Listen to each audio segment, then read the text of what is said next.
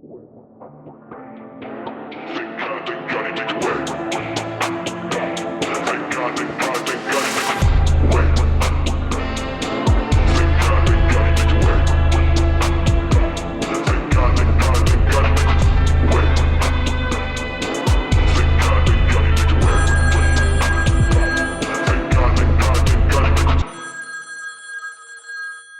thanks for picking up. This is Guts and Glory Collective, and I am your host, Emerica. Our guest today has an incredible story about basically being in the public eye for most of her journey, which I can imagine is a pretty scary and intimidating thing, being that people are watching your every move.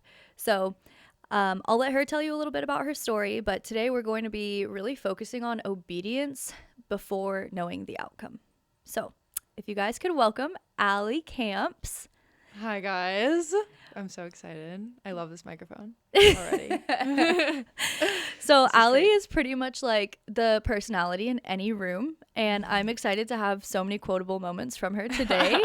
But Allie, I want you to share a little bit about where you started with social media. I know you have a pretty big presence on social media, TikTok, Instagram, all of that. When did your desire for that start? What did that kind of start as? Like, tell me a little bit about that. Okay, so I love that you say big following because, like, we're in the works, but it makes me feel cool. But so I've just seen, like, what influencers do, and just like everyone else, like, we all crave that lifestyle. I was following some influencers that, you know, big, because I went to Boulder. That's like a big part of this story. Big party school, and I like followed people that were also in college who were kind of living the same life as me, and I saw some girls be super successful online with influencing and stuff like that. So that was like what sparked my interest originally. And so you kind of built your identity around party girl status, right? Yeah. Okay. So what did that look like? What is a typical post about that? Just like sorority parties and cute clothes, maybe? Yeah, honestly, I didn't really post that much in college. It wasn't until after college, but I like built my identity as a party girl in college, and then once I graduated, I carried that identity out. So it was a lot of like get ready with me to go out, and then like videos of me like hungover the next day, and like it's just like at the time it was so normal, and like I was watching people that posted that and normalized it, but now looking back I'm like, oh my gosh. But at the same time, it's so cool that like all of that is still on my account, and you can fully see what Jesus did in my life. Yes. And like how it completely changed. Like there's so many people that have been there through everything. But yeah, so that's kind of just how it started. And then when you were kind of posting mostly party girl things, and your following began to really take off, were you feeling fully aligned at that time? Like, did you think, I have everything I want? Like, I think I honestly, did feel aligned with it in a way, but even so before college, I've always had Jesus in my life, which was an amazing thing, but I wasn't in the Word and didn't really know how to be obedient. So as like through my party girl era, I always thought like I'm good. Like I pray, I have him, like it's not like I'm not too far off. Yeah. And I'm doing all these things, but like Jesus is still with me. Like we're good. But yeah, so I thought it was fine, but at the end of the day it was so not fulfilling, and I learned that every day. Like scaries were bad. But it was also like the person, like I had 9 roommates in college too. Dang. So it was like someone else's scaries are worse than mine. Like I'm good. And yeah, but it just taught me a lot about how unfulfilling it really is. And I always knew that I cared about like deeper relationships and like a deeper purpose in life. Yeah. But I didn't know exactly how to like fulfill that. Right. Okay. So at some point there was a call over your life, and like there was that big turning point, and this is kind of where how we met. It's so funny. Yeah. But I came across Allie on Instagram. You were on my Explore page, and this was shortly after New Year's, like by 2 days, 3 days after New Year's. And so everyone's posting their stupid New Year's resolutions. And Allie's comes up on my page and she's like, day 3 of being a worship DJ. And I'm like, wait, that kind of caught my attention. So I'm listening and I'm watching this like beautiful blonde Newport Beach like girl just be like, I'm gonna be a DJ. And I thought that was so guts and glory coded because you were so public with this transformation of like, I've never touched a DJ board in my life, but I'm going to like let you guys walk through the journey with me. And that's kind of what I did with Guts and Glory as well. I don't know what it's like to build a podcast studio and to buy microphones and to record and edit and all of these things. I don't know any of those things, but I'm almost as accountability going to publicize it so that I have to do it. And I think that's the wildest journey ever. But that's how I came across Allie's page. And we got to sit down and have some coffee together and kind of just laugh about what we're doing with our life. We became best friends, guys. And so I think that is just, that's truly like spilling your guts and using them for his glory. So tell us about this call. What is Worship DJ? How did this come about? Okay, so Worship DJ came about. So like I said, I went to Boulder. Very big rave culture kind of thing. And I've always loved music, but like I definitely, when I started getting into EDM and stuff, I like loved it. Festivals, everything. Definitely did it in a worldly way. And when I started growing in my faith, I was kind of like, do I have to like give this up? And like, I don't know, because you definitely fall into sin a lot being around that.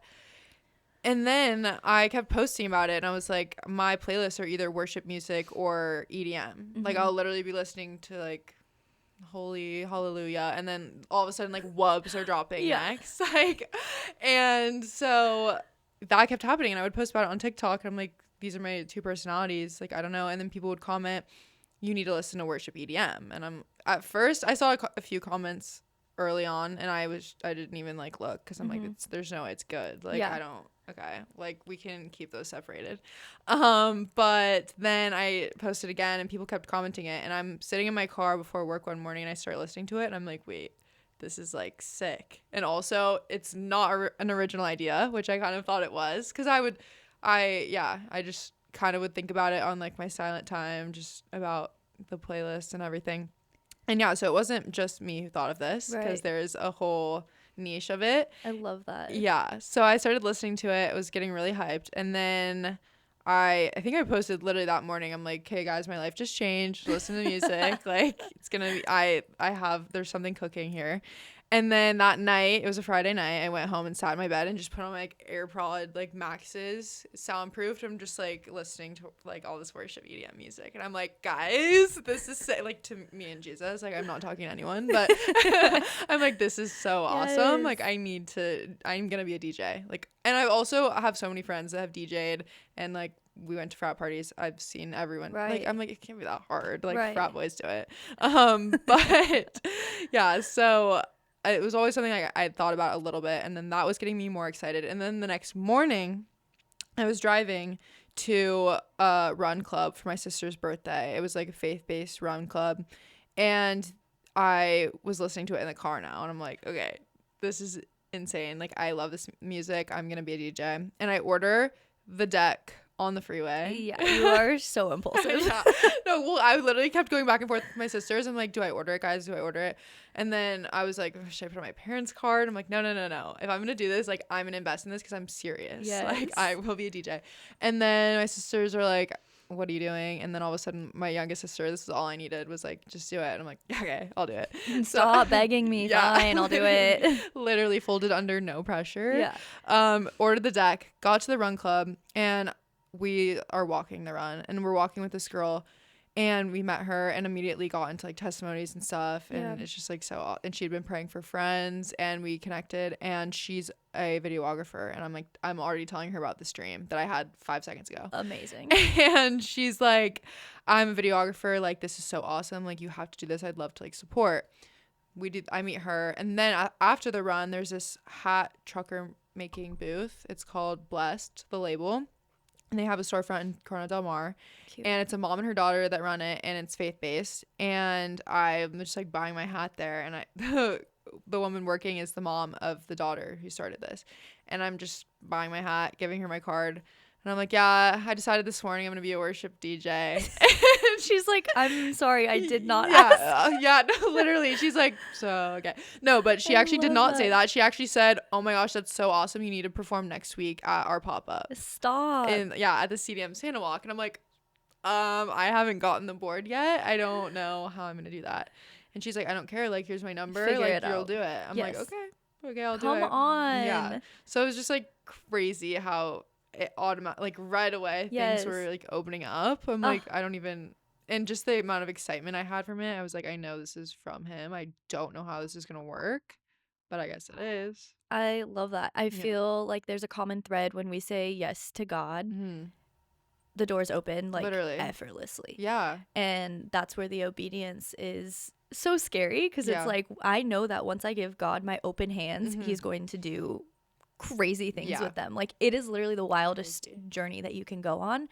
And I know that that obviously requires surrender and giving up certain things.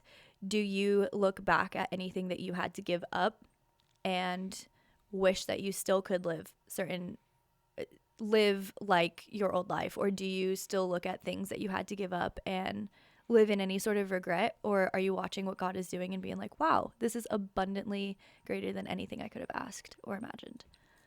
I would say there have been times, obviously, where I'm like, ugh, like life was so fun, just like not caring and living for myself and doing what everyone else is doing and not having to go against the grain and be different. So yeah, there's definitely a lot of times when I deal with that. And I think especially going into with my platform and my DJ dreams, that's gonna have an impact on a lot of people. And obviously the enemy hates that. Yes. So he puts it in my head a lot that like, this is for fame, or like, you don't care about Jesus, like you're doing this for yourself. And also just makes me think about what life was before, when I just didn't have to hold up to the standards I've created for myself. It does hold you accountable a lot when you post online and do things publicly. So I think about them, but like, rebuke. Yes.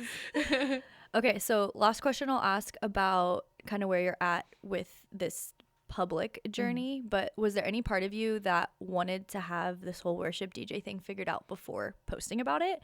Or, as I'm learning, you're pretty impulsive, where you just like, no, full send? Yeah, no, I was like, I have always posted. That's why me with the platform is nerve-wracking, because and a microphone, apparently. And a microphone. Because I don't know. I'm very impulsive, and especially when God's behind it though, I'm like, I know this is gonna work somehow, some way, no idea how, but I trust him. So I was like, no, I'll just put it out there. And if I didn't, oh my gosh, like guys, when I posted the first video, I didn't even try. Like, I was running out of the house to go to church, and I recorded for like 5 seconds. I didn't even put songs that would transition. I didn't beat match. I didn't do anything, and I just posted it. And I know a lot of DJs, actually, like my ex-boyfriend also DJs. So like, I'm ready. I'm like, people are gonna make fun of me. Yeah. Like, I know this was terrible. No one made fun of me. Why did no one make fun of me? That's so awesome. Everyone was so supportive. It was crazy. Dang. Okay, well, with every call, like you said, the enemy is threatened by that. When you start to use your gifts or your life for the Lord. And so obviously, with a target on your back, I'm sure there has been certain things that you've faced or honestly might even start to face, because this is super new for you too. Which is so exciting to be a part of the whole journey and to be able to watch this unfold. But with that said, what are the things that you have lost or had to endure in order to see God's glory through this? Have you lost followers? Do you get hate comments? Like, what are you having to deal with that you understand your assignment from the Lord is so big? I have definitely lost people, a lot of people, and luckily in real life and online, or yes, in real life and online. I mean, honestly, the amount of people I've gained online, I haven't really noticed who's like been unfollowing me and stuff like that, but I'm so sure it's there. Yeah. I mean, it's not for everyone, and I also knew that when I started posting, because also my social media used to just be like me. Yeah. And it wasn't me like spamming my accounts with Jesus content and whatever content. So I knew that was coming, and I just was okay with that. But the real life friends is definitely hard, but that was like the biggest part of my journey, was gaining a community. So losing the people I lost, I truly am just like, okay, it's for a reason. And I'm luckily not super, like, they're in different states and stuff, so I haven't really had to face it as much. Right. But sometimes it's like people that are really close to me stop commenting and all that. But at the end of the day, it's just being God. So yeah. I love it. Okay, so I want to unpack something you said in one of your videos I loved. You said, the outcome is not our responsibility. The outcome is God's responsibility. Our only job is to be obedient to him, and he is responsible for what he does with our obedience. So I want you to talk a little bit about what that means today for you. We've heard a little bit about your journey, your story as a whole, but like, what does that mean today? Okay, well, today specifically, I actually have a lot from today. Awesome. Going on this podcast was crazy. I never thought I'd be on a podcast. I've honestly had visions about like having to talk about this kind of stuff. I know, literally. But so I spent a lot of my morning with Jesus, which I do every day. That I try to every single day. Yeah. I start by, this morning he woke me up early before my alarm, and I see all the time, it's like, if God wakes you up at 3 a.m, pray. Yeah. And I never really processed that until today. Because he woke me up like 45 minutes before my alarm, and I'm like, okay, I have 45 minutes to just spend with him. Yeah. So I went in my closet. Yes. So I did that, and then I made breakfast, read the word, and then I went on my prayer walks. Every morning I try to go like for an hour, and no phone, no anything. Like, I haven't touched my phone yet, so it's just like only the word and God in the morning. Because once my phone's involved, it's a different story. I want to come back to that too, because I'm sure having a life on social media, that's hard for anyone in general. So we'll circle back. Okay. Yeah. So I went on my hour-long walk, just praying for everyone. I'm like there for so long. I'm starting to like pray for people on the street. Not like to them, but like them driving their cars. But yeah, and I just really make sure that I was praying a lot about him like speaking through me today, because obviously I don't feel cut out to talk on a podcast. Like, why do people want to hear from me? But I'm like, it's not about me. It's about him and what he's done. And I was just asking him to speak through me and just touch the people that he wants to touch through me, because at the end of the day, we're just a vessel. And that's kind of goes back to the video I made, is God made the plan he has for us before he even created us. Yes. So you literally just have to be obedient to the convictions and the calls that he places on us, because we're literally just a vessel. And when we doubt what we can do, we're doubting him, because it's not about us. And he's so big. And actually, we talked about this when we first met. Like, we pray so small, and our God can do so much. Truly, yes. Especially when you lay your life down for him. So totally. That's kind of, that was my morning and how I live that out. So good. So do you feel like obedience in a different sense is a daily surrender? Mm-hmm. Yeah, I think just going back to him and rooting your day in him and just praying. Prayer is so important. And also, just like him telling me to be a worship DJ, and obviously we want to compromise that and just go back and forth about like why I'm not ready to do it, but he called, so we got to do it. And you answered. Yes. That's awesome. Okay, I want to go back to that question. So I know it's so important to start our day with things that fill us. Mm-hmm. And that's obviously God and his word. Mm-hmm. How do you, being on your phone probably for, it's your job right now. A lot of the time. How do you find that self-control to not pick that up first thing in the morning and to pick up your Bible first? Because I think that's something a lot of us struggle with. Mm-hmm. And so I want you to kind of give us some practicals on how we can look more like that. Luckily, I built that habit to not go on my phone for like the first hour of my day in college. Mm-hmm. it kind of makes me nauseous to go on my phone first thing in the morning because once I'm on it, I'm cooked for the rest of the day, honestly. And I'm just so distracted. So I just put on the other side of the room, let my alarm go off, and just don't touch it. And like leave my room. Make it this easy for all of us. It's a habit. Everything's a habit once So you get used to it. But I go downstairs and leave it upstairs. That's when I get my Bible. And also I'm hungry for my breakfast. So I like make my breakfast and like downstairs and just leave it in my room. And yeah, no, it's like actually maybe just pray about it. Yeah. Like I actually get nauseous if I look at my screen. Like do it for right us away. all. Bedtime is a different story. We're working on that. Yeah. Okay.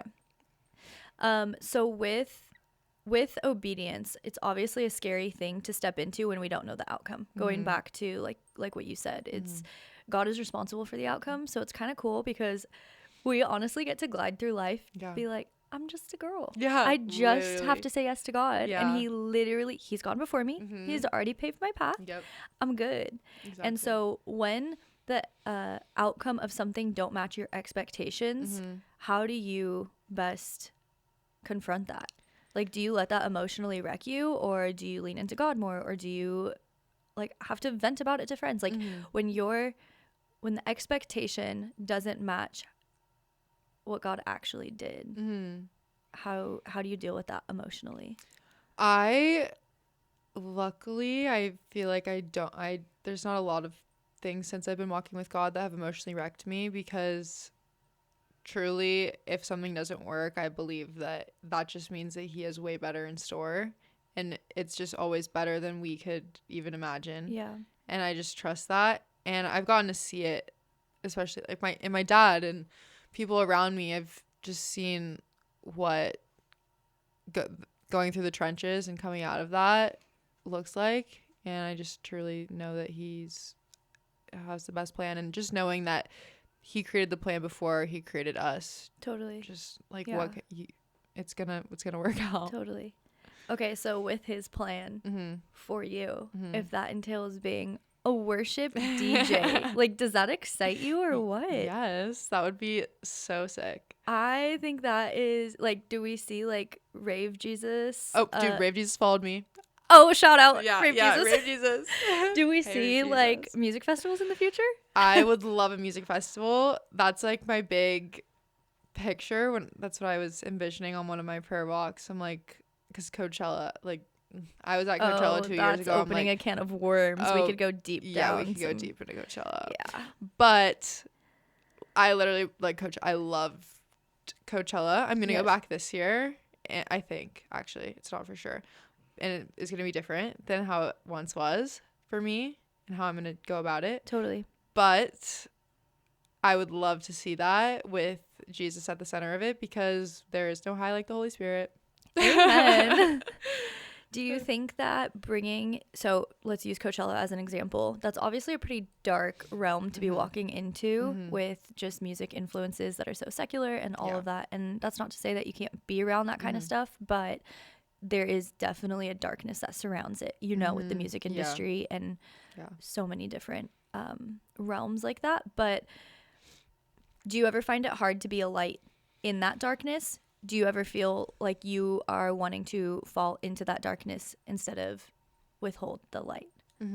So I actually haven't been back to a music festival since really walking with him. So I haven't gotten to experience that, as I do kind of experience that a little bit at like bars and stuff. Like I just don't necessarily love to put myself in those situations just because, I don't know, like sometimes it makes me think like this would be a lot more fun if I was hammered right now. But like I know that that's just like a temporary feeling, because it's never worth it. Totally. But I haven't been to a music festival. However, if I do go, it's going to be with the most amazing Jesus loving people ever. Love it. And actually, Gia, shout out. So my friend made these Bible covers, and we might be going like for her brand. And the whole point of it is to be in the world, not of the world. Yes. And so I think I wasn't going to go in general just because I didn't know how it would go. But I think doing that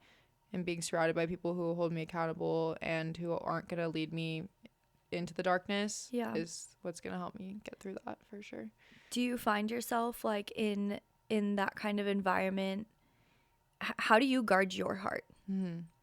Would you say it's mostly by surrounding yourself with the right people too? Or like, yeah, I would how say, do you keep your strength? Yeah, I would say just that. And I don't know. I remember what being in the darkness felt like. And Yeah. I don't have the desire to go back to that. Right. So that does protect my heart. It's obviously, I don't know. I guess we'll see really when I go. I'm excited, especially when you get to promote something of Christian culture like that. Like show the Bible again, just so everyone can see Sunday morning how cute this is. It's actually perfect. That's the only accessory you need. Literally. I don't use a bag anymore. It's just me and my Bible. I'm gonna get all cute. of them. I'm gonna change them like with all my outfits. No, literally, go make sure everyone has a Bible at Coachella. Yeah, that's the no. mission. Literally, I think we're bringing. Like, we have to get flicked up, so I think we might be bringing them. So good. Yeah. To wrap this thing up, what would you tell to the person who is listening to this who feels called but is scared to look different? I would say at the end of the day, it's you and Jesus. Yeah. And, you know, it's always projection. Other people are scared too. Yeah. And we have the advantage because we have God. Amen. Like, you're going to be fine. Yes. And even things are going to be hard at times. But, like, he goes in the trenches with us. And that's how we become more and more like him. People just don't want to suffer. But suffering is where we become more like Jesus. So you can rejoice in the suffering. And you get to see the cool, awesome things he does when you take that call. Yes. Okay, and then same for those who also kind of are in the public eye and doing things so publicly. How do you stay so grounded? What is your tangible takeaway that they can use to stay grounded while being watched by so many?